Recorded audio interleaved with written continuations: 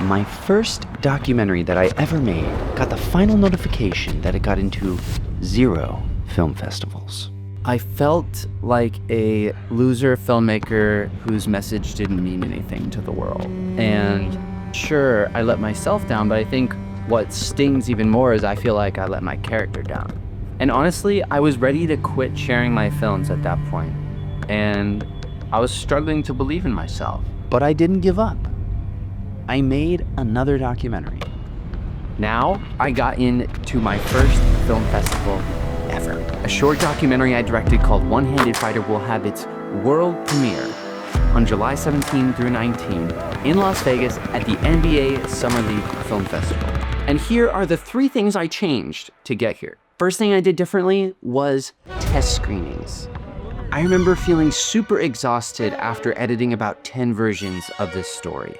But once I gave other creatives the opportunity to put their brain on the project, I got clear feedback on how to improve the movie. Second, I focused on iterating. Iterating.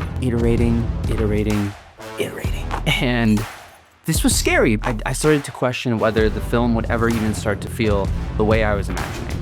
But one magical day, I just walked into the editing suite and it all just clicked. Finally, I committed to thoughtfully packaging my film for festivals. This was a game changer. I needed a movie poster, I needed a logline, I needed a synopsis, I needed to do research on the appropriate festivals.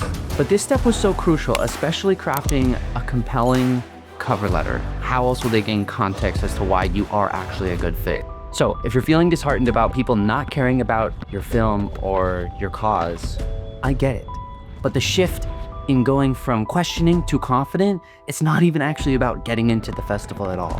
What I've realized, it's about putting in the true amount of work that it takes to make something meaningful and not being afraid to ask for help. Cheers.